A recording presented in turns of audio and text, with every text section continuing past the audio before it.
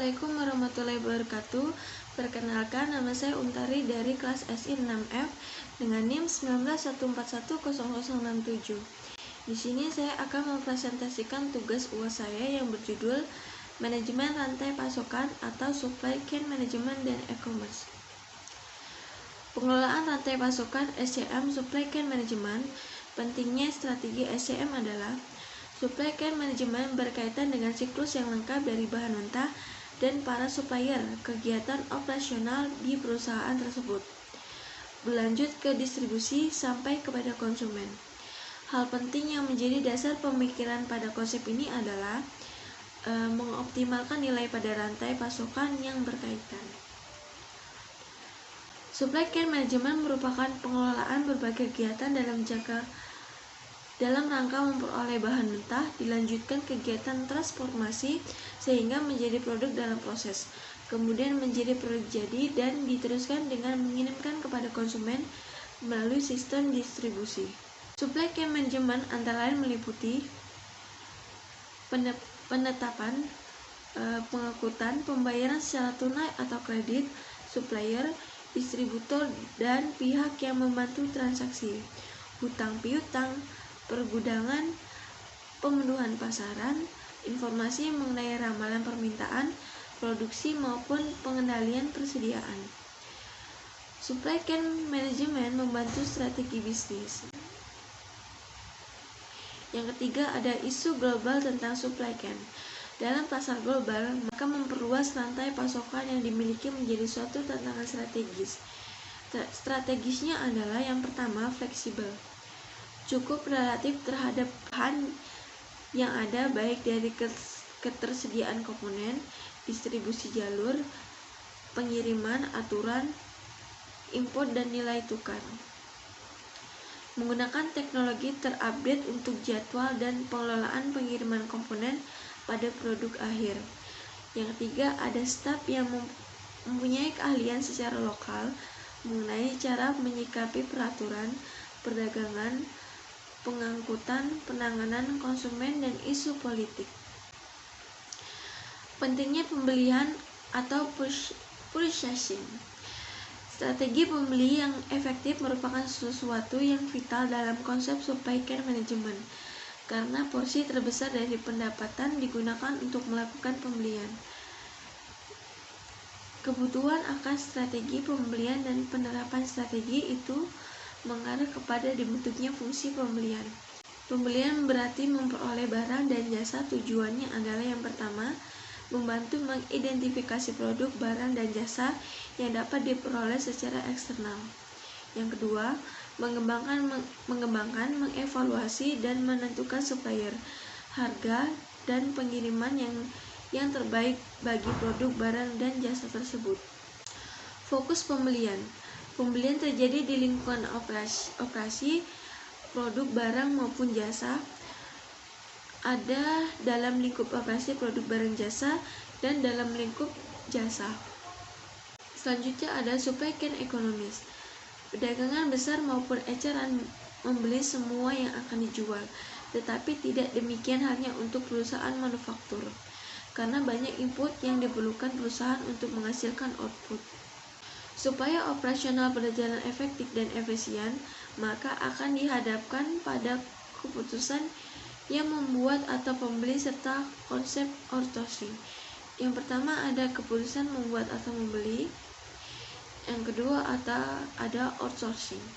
Outsourcing adalah membedakan aktivitas perusahaan yang dimiliki dalam konsep tradisional kepada supplier eksternal. Outsourcing merupakan tren yang kontinu yang mengarah pada efisiensi melalui konsep spesialisasi sehingga perusahaan dapat berkonsentrasi pada core competition yang dimiliki. Perusahaan kontraktor biasanya menyediakan sumber daya yang dibutuhkan untuk menyampaikan aktivitasnya. Sumber daya ditransfer ke perusahaan pemasok yang meliputi fasilitas, orang, dan peralatan. Contoh perusahaan melakukan outsourcing untuk berbagai keperluan, diantaranya pekerjaan akuntansi, fungsi hukum, dan juga produk-produk kerakitan. Selanjutnya ada strategi rantai pasokan. Yang pertama, banyaknya pemasok atau money supplier. Strategi ini memainkan antara pemasok yang satu dengan pemasok yang lain dan membebankan pemasok untuk memenuhi permintaan pembeli. Yang kedua, ada sedikit pemasok atau fixed supplier. Dalam strategi ini, perusahaan mengadakan hubungan jangka panjang dengan cara pemasok yang komit. Yang ketiga, ada vertical integration. Pengembangan kemampuan memproduksi barang atau jasa yang sebelumnya dibeli atau dengan benar-benar membeli pemasok dari distributor. Yang keempat, ada Keiretsu Network. Jalan tengah antara pembeli dari sedikit pemasok dan integrasi vertikal dengan cara misalnya mendukung secara finansial pemasok melalui kepemilikan atau pinjaman. Selanjutnya, pemasok kemudian menjadi bagian dari koalisi perusahaan yang lebih dikenal dengan Keiretsu Network. 5. Ada perusahaan maya atau virtual company. Perusahaan maya mengandalkan berbagai hubungan pemasok untuk memberikan pelayanan pada saat diperlukan. Hubungan yang terbentuk dapat memberikan pelayanan jasa, diantaranya meliputi pembayaran gaji, pengangkatan karyawan, desain produk, atau distribusinya. Hubungan bisa bersifat jangka pendek maupun jangka panjang, mitra sejati atau kolaborasi, pemasok atau subkontraktor. Keuntungan yang bisa diperoleh diantaranya adalah keahlian manajemen, investasi modal yang rendah, fleksibilitas, dan kecepatan hasil. Yang diharapkan adalah efisiensinya.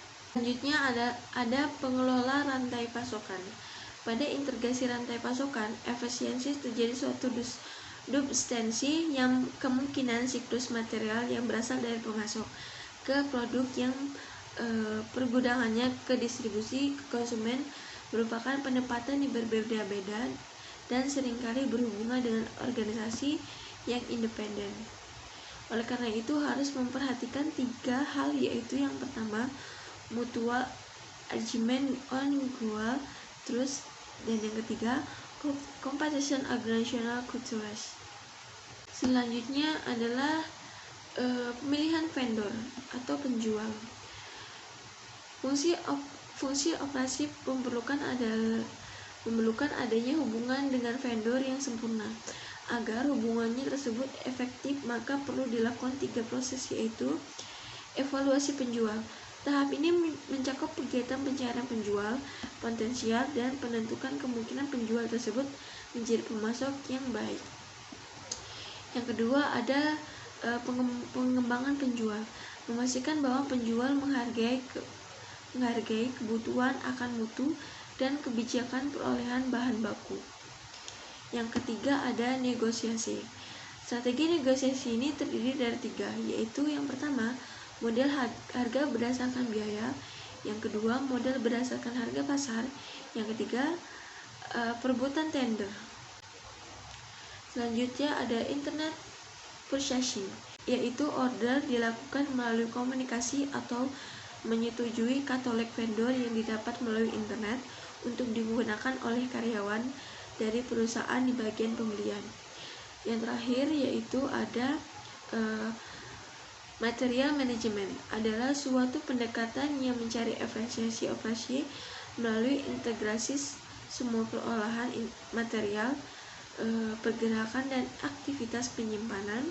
Potensi adanya keunggulan kompetitif adalah karena terjadi pengurangan biaya dan peningkatan pelayanan konsumen.